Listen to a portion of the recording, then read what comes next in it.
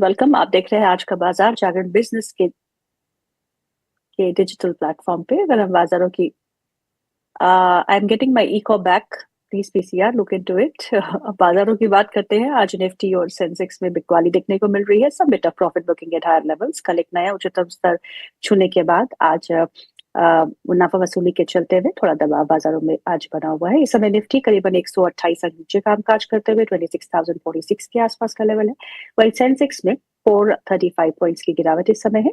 85,206 का यह लेवल देखने को मिल रहा है। बैंक निफ्टी आज दबाव में है क्योंकि एचडीएफसी और आईसीआईसीआई बैंक दोनों ही आज करीबन 1% से ज्यादा का कट लेते हुए, क्योंकि जो जो बदलाव एनएसई ने किए हैं अपने फाइनेंशियल सर्विसेज इंडेक्स को लेकर, उसका एक इम्पैक्ट हम क्लियरली इन दोनों ही हैवी वेट्स में देखने को मिल रहा है। और एसबीआई में हरा निशान बना हुआ है बिकॉज उसकी वेटेज जो है बैंक निफ्टी में बढ़ने वाली है। उसके बाद यस बैंक में एक अच्छा मोमेंटम है क्योंकि उसका इंक्लूजन जो है वो बैंक निफ्टी में होने वाला है। और यूनियन बैंक और अन्य छोटे और मंझोले पब्लिक सेक्टर बैंक्स में काफी अच्छा रुझान देखने को मिल रहा है। ऑटो इंडेक्स एक नया उच्चतम स्तर छूने के बाद थोड़ा हल्का हुआ है हायर लेवल से। बिट ऑफ प्रॉफिट बुकिंग देखने को मिल रही है।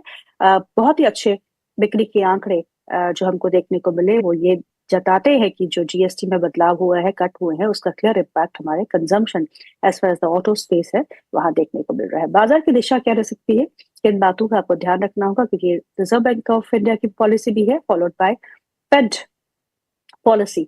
तो इन दो मेजर पॉलिसीज से पहले बाजार में हमें किन बातों का ध्यान रखना चाहिए, इस पे हम चर्चा करेंगे। दो खास मेहमान हमारे साथ जुड़ चुके हैं, mister Gaurang Shah, head investment strategist at Geojit financial services, and mister Amol Athawale, he is vice president technical and he is a research analyst at Kotak securities. आप दोनों का बहुत बहुत स्वागत है कार्यक्रम में। My first question goes to Gaurang sir. Gaurang sir, पहले तो आपसे ये पूछूंगी, 8.2% GDP growth for Q2 for India. Are you surprised? Did you expect this kind of a growth? बहुत बहुत धन्यवाद गीतू जी, इस मंच पर आमंत्रित करने के लिए। आपके चैनल को, आपको सभी को सादर प्रणाम और शुभ दिन हमारे तरफ से। एक छोटा डिस्क्लेमर पहले ही दे देते हैं कि जो भी निवेश लायक रणनीति आज इस कार्यक्रम में रखेंगे, हमारे रिसर्च टीम की तरफ से बुनियादी तर्क के आधार पर लंबी अवधि के लिए राय है। इसमें हमारी कंपनी जियोजित अथवा मेरा कोई व्यक्तिगत निवेश नहीं है। कोई किसी प्रकार का वित्तीय लाभ नहीं मिलता, किसी प्रकार का कॉन्फ्लिक्ट ऑफ इंटरेस्ट भी नहीं है। लेकिन इसी स्तर पर राय हमारे क्लाइंट्स को देते संभव है उनका निवेश हो। 8.20 और पिछली तिमाही में 7.80। अनुमान किसी को भी नहीं था गीतू के विकास दर के आंकड़े इस प्रकार आएंगे और इस स्तर पर आएंगे। और सबसे अच्छी बात मुझे इन आंकड़ों में ये लगी कि जो भी मापदंड है, अलग अलग मापदंड है, और सभी आंकड़े हैं जो वो पिछली तिमाही से या पिछली कई तिमाहियों से ऊपर के स्तर पर आए हैं। आकलन यही लगा। और टिप्पणियां भी जो हमारे चीफ इकोनॉमिक एडवाइजर हैं, उन्होंने ये भी टिप्पणी करी है कि आने वाले वित्तीय वर्ष में 60 से ऊपर की विकास दर रहेगी। ये तो मैं एक चीज हमेशा कहते हुए आया हूं कि आप 7, 7.5 या फिर 6.5 भी छोड़ दीजिए, अगर आप 6% से भी विकास दर करते हैं आज के तारीख में और आज की परिस्थिति में, तो ऐसा कोई दूसरा देश नहीं खड़ा है जो हमसे आकर के मुकाबला कर सके या कंधे से कंधा मिला करके चल सके। और जो भी परिवर्तन नीतियों में सरकार के तरफ से हुआ है पिछले कुछ समय में, उसका एक दृश्य जो है वो इसमें दर्शाता है। और हम अनुमान लगा करके यही चल रहे हैं कि 7 के आसपास तो विकास दर बनी रहेगी। और उसके साथ साथ जो महंगाई दर के आंकड़े आए थे इसके 2 हफ्ते पहले, वो भी मेरे ख्याल से करीबन 10 महीने के निचले स्तर पर।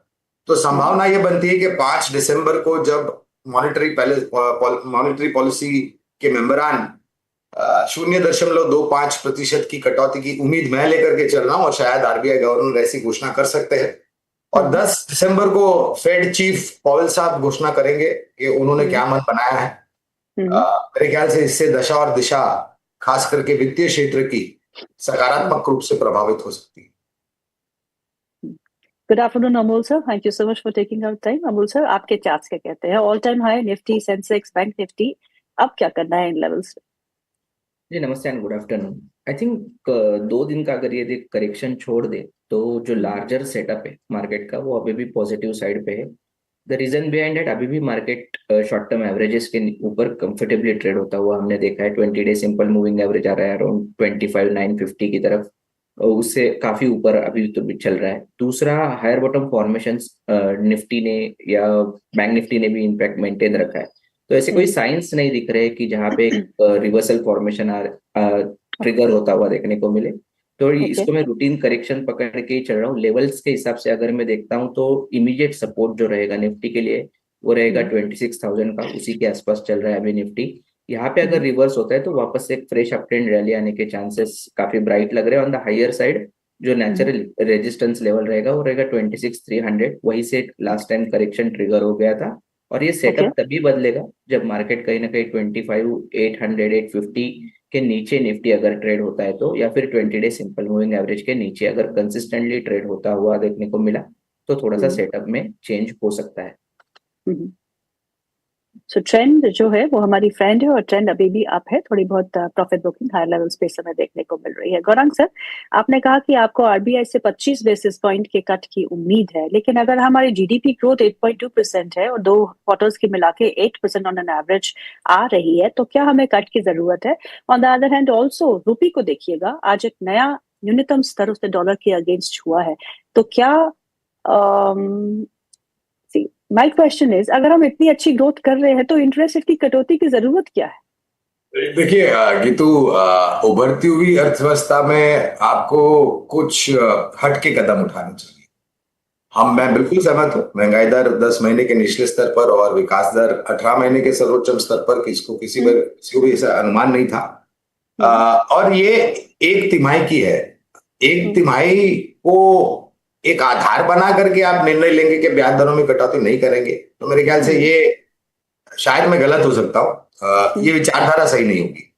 हमें जरूरत है कि हम निरंतर विकास दर को ऊपर की तरफ देखें, और उसके लिए अनिवार्य ये होगा कि आप जो परिस्थिति या माहौल है कॉर्पोरेट जगत के लिए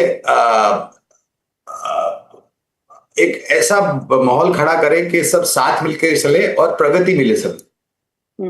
आज के तारीख में जो ब्याज दरें हमारे यहाँ पर है, और ये साल अब तक की तो मेरे ख्याल से करीबन 1% की हमने ब्याज दरों में कटौती देखी है। कुछ लोग बाजार में ये कह रहे हैं कि नहीं, उनको कोई उम्मीद नहीं है, जैसे आप बता रहे हैं कि क्या जरूरत है, तो कुछ लोग है कि सोच रहे कि ब्याज दरों में कटौती नहीं हुई। लेकिन मेरे ख्याल से जो परिस्थितियां टैरिफ को लेकर के, क्योंकि पीएमआई इंडेक्स के जो आंकड़ा है वो थोड़े मेरे ख्याल से अनुमान से विपरीत और नीचे की तरफ थे। तो माहौल अगर आप मजबूत बनाएंगे, सकारात्मक माहौल बनाएंगे, तो मेरे ख्याल से खपत को और बढ़त को दोनों को आगे जाने का मौका मिलेगा। ये विचारधारा मेरी है, कितनी सही गलत मुझे नहीं पता, लेकिन उम्मीद है कि 25 बेसिस पॉइंट की कटौती या फिर टिप्पणियां ऐसी होगी जो बहुत ही सकारात्मक। तो फिर आप रुपी को कहाँ देखते हैं गौरांग? क्योंकि ये 90 की बहुत करीब हम पहुंच चुके हैं, ऑल टाइम लो पे है, तो अगर ब्याज दरों में कटौती होती है तो रुपी और वीक होगा, उसे आप कैसा देखते हैं? Aren't you concerned about that? ये कमजोर कड़ी है, और इसी के कारण शायद कुछ लोग ये बता रहे थे या टिप्पणी कर रहे थे कि ब्याज दरों में कटौती नहीं होनी चाहिए। लेकिन दूसरी तरफ भी तो हमें ये भी देखना चाहिए कि ये जो परिस्थितियां रुपये का है, वो कुछ दबाव जो टैरिफ को लेकर के उसके कारण भी हम ये दबाव देख रहे हैं। और मैं उम्मीद करता हूं कि जल्द इस पर जो भी मतभेद है अमेरिका और भारत सरकार के बीच में, इसका निवारण होकर के निकले और हस्ताक्षर दस्तावेज पे हो जाए, जिससे हमें और बाजार को थोड़ी सहानुभूति होगी और निर्णायक तरीके से दशा और दिशा किस तरफ है उसकी जानकारी मिलेगी। रुपया 90 के आसपास हमने देखा था, वहां से अभी थोड़ा बहुत मजबूत हुआ है कुछ पैसों को लेकर के, लेकिन ये एक कमजोर कड़ी है पूरे पहलू में, जो शायद ब्याज दरों में कटौती न हो उसके आसार आपको दे रहे। लेकिन फिर भी जैसे मैंने कहा, उभरती हुई अर्थव्यवस्था में आपको थोड़े बहुत ठोस कदम उठाने चाहिए। बिल्कुल। अमोल सर, 2 स्टॉक्स के बारे में बात करेंगे, एक एचडीएफसी बैंक और आईसीआईसीआई बैंक का। दोनों की वेटेज कम होने वाली है फाइनेंशियल सर्विसेज इंडेक्स में, जिसका एक इम्पैक्ट हम दोनों ही स्टॉक्स पे देखते हैं। लेकिन अगर फंडामेंटल साइड पे देखें तो दोनों की स्टोरी बहुत पॉजिटिव है, तो दोनों ही स्टॉक्स पे इस गिरावट में क्या करना चाहिए? बैंक का ही व्यू पोजिशनली भी मेंटेन रखना चाहिए। एक तो bank Nifty financial stock, sorry अच्छा, बैंक निफ्टी और ओवरऑल अगर हम देखेंगे तो प्राइवेट बैंक्स में भी पॉजिटिव सेटअप बना हुआ है। हालांकि पीएसयू बैंक आउट परफॉर्म ज्यादा करते हुए हमने देखे शॉर्ट टर्म में, बट जिस तरीके का सेटअप है अभी भी एक रैली के बाद डिसेंट कंसोलिडेशन देखने को मिला है। एचडीएफसी बैंक जरूर गैप डाउन ओपन हुआ है, but 50 day simple moving average के वापस आसपास उसने सपोर्ट लिया है 984 का जो लेवल है। अगर ये डायरेक्शनल मोमेंटम HDFC बैंक में शॉर्ट टर्म के लिए देख रहे हैं तो मुझे लगता है 1008 का एक लेवल रहेगा, वो अगर क्रॉस करेगा तो पॉजिटिव साइड पे डायरेक्शनल मोमेंटम HDFC बैंक में बढ़ते हुए हम देख सकते हैं। ICICI बैंक में भी अगर हम देखते हैं तो एक बाउंस बैक के बाद एक नॉन डायरेक्शनल एक्टिविटी देखने को मिला है। 200 डे सिंपल मूविंग एवरेज के पास स्टॉक कंसोलिडेट होता हुआ देखने को मिला है। अगर मैं पोजिशनली बाय की तरफ देख रहा हूँ इसमें तो नेचुरली जो पहला रेजिस्टेंस जोन है वो 200 डे सिंपल मूविंग एवरेज का रहेगा। लेवल्स के हिसाब से देखता हूँ तो 1390, इसके ऊपर अगर ये स्टॉक ट्रेड होना चालू हो जाएगा तो डायरेक्शनल पॉजिटिव मोमेंटम और बढ़ते हुए पॉजिटिव साइड पे हम देख सकते हैं। On the higher side positionally अगर मैं रेजिस्टेंस देखूं तो 1420 और 1430 का रहेगा। दो और स्टॉक्स के बारे में आपसे जानना चाहूंगी अमोल सर, एक तो है यूनियन बैंक और येस बैंक, दोनों की एंट्री जो है वो बैंक निफ्टी में हो सकती है, जिसका एक इम्पैक्ट हम इन दोनों ही स्टॉक्स पे देख रहे हैं। दोनों ही स्टॉक्स हरे निशान में कामकाज करते हुए, दोनों में से अगर एक खरीदना हो तो कौन सा खरीदना चाहिए?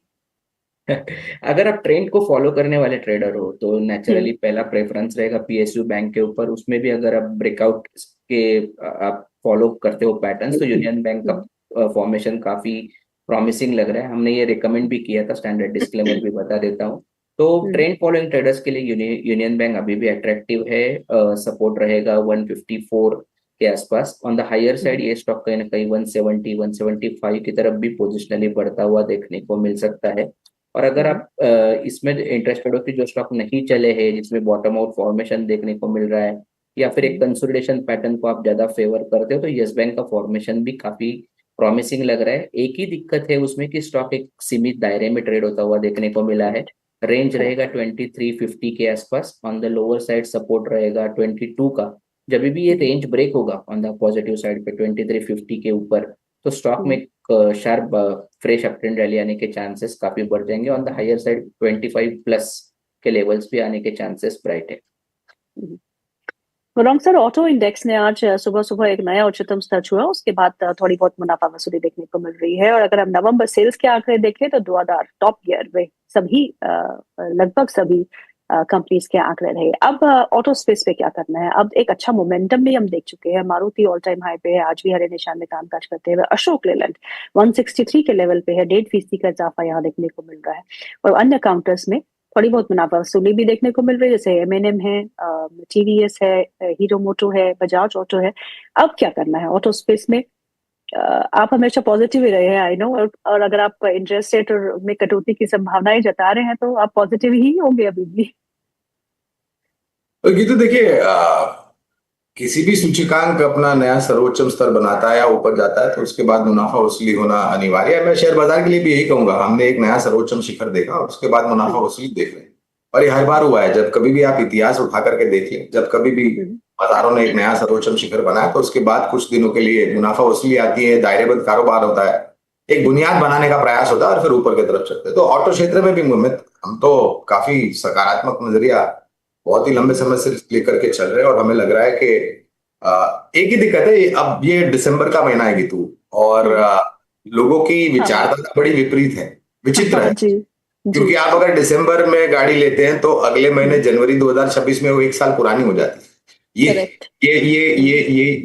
तर्क मेरे समझ में कभी नहीं आया है, लेकिन फिर भी लोग ऐसे सोचते हैं, पता नहीं क्यों। तो शायद, और उसके साथ वाहन उत्पादन करने वाली कंपनियां आपको बहुत भारी मात्रा में डिस्काउंट देती है क्योंकि उनको इन्वेंट्रीज क्लियर करना होता है। तो जिसको जरूरत है वो तो ले ही लेंगे। लेकिन अगर मैं 1 महीना, 2 महीना, 3 महीने की, तो मैं सक्षम नहीं हूं बात करने के लिए, टिप्पणी करने के लिए। लंबी अवधि के लिए हमें ऑटो क्षेत्र आज भी अच्छा लगता है। और जिस प्रकार से नए आज आप देखिए ना, अब पिछले महीने में टाटा सियरा लॉन्च हुई, जो कि एक समय पर एक बिफोर द एरा गाड़ी थी टाटा मोटर्स की, अब वो लॉन्च हुई। आज मेरे ख्याल से महिंद्रा की एक टॉप एंड ईवी लॉन्च हो रही है और आने वाले भविष्य में और कई सारे नए लॉन्चेस होंगे। एक्सपोर्ट मार्केट जिस तरीके से आंकड़े हम देख रहे हैं, तो मेरे ख्याल से यहाँ से और बेहतर तरीके से उभरने की संभावना मुझे लग रही है। और सरकार की तरफ से भी ये प्रयास रहा है ऑटो क्षेत्र के लिए कि वो हमारे भारत देश को एक बड़ा उत्पादन क्षमता वाला देश बनाए, जहां पर पहले जब Bharat sourcing from rest of the world हुआ करती थी बात, अब ये बात है कि India will source to the rest of the world. तो ये बहुत बड़ा परिवर्तन है गीतू, और मुझे लग रहा है ऑटो क्षेत्र में आपको निवेशित रहना चाहिए। जी, चलिए बात करते हैं कुछ ऐसे काउंटर्स की जहां अच्छा खासा रुझान देखने को मिल रहा है। वो खाट कल बहुत अच्छी खासी तेजी थी, और आज भी ये स्टॉक जो है करीबन 3% ऊपर कामकाज करते हुए 1511 के आसपास का स्तर है। अमोल सर, वो खाट ऑन चार्ट्स। भी काफी वोलेटाइल है। एक तो बड़ा करेक्शन उससे पहले देखने को मिला, उससे पहले अगर हम देखते हैं तो एक प्रॉमिसिंग अपट्रेंड रैली देखने को मिली थी, और अभी ऊपरी लेवल पे आज का मोमेंटम देखे तो दबाव वापस से देखने को मिल रहा है। वोलेटाइल है अभी भी, बट मुझे लगता है कि एक स्टॉक ने रेंज ओपन किया है। अगर मैं शॉर्ट टर्म में देखूंगा तो रेंज बड़ा है ऑन द हायर साइड। एक 1600 का रेजिस्टेंस जोन निकल के आ रहा है डेली चार्ट्स पे, वीकली चार्ट्स पे। ऑन द फ्लिप साइड अगर मैं देखता हूँ तो 1300 का सपोर्ट जोन निकल के आ रहा है, वहीं पे एक double bottom kind of formation देखने को मिला था। तो मुझे लगता है ये थोड़ा सा जब तक ये रेंज के अंदर है ये वोलेटिलिटी कंटिन्यू रहेगी, दोनों तरफ के मूवमेंट शायद होते हुए हम देख सकते हैं। तो नॉन डायरेक्शनल मोमेंटम है, फिलहाल ऐसा लग रहा है कि अब ये बड़े रैली के बाद दोनों तरफ के मोमेंटम हो सकते हैं। एक और stock Amol sir, GMR airports, काफी अच्छा एक मोमेंटम है। 108 के पे आज भी खड़ा है और एक कंसोलिडेशन कहें या फिर इसी स्तर के आसपास घूम रहा है 102 से 108 के बीच में। क्या लगता है? जी जी, बिल्कुल। ये ब्रेकआउट के बाद उसने पॉजिटिव मोमेंटम को और बढ़ाया है।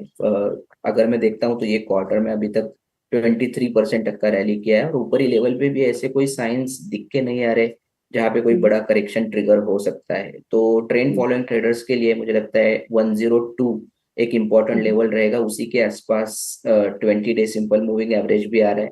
जब तक इसके ऊपर है ये ट्रेंड अप ही रहेगा ऑन द हायर साइड। ये कहीं ना कहीं 120 125 पोजिशनल पॉइंट ऑफ व्यू से शायद एक आध दो दिन का कंसोलिडेशन देखने को मिल सकता है, बट पोजिशनली अगर मैं ये स्टॉक को देखता हूँ तो ये कहीं ना कहीं 125 की तरफ बढ़ता हुआ देखने को मिल सकता है। हाउएवर ये बिलो 102 शायद थोड़ा सा सेटअप या सेंटीमेंट चेंज होते हुए जीएमआर एयरपोर्ट में देखने को मिल सकते हैं।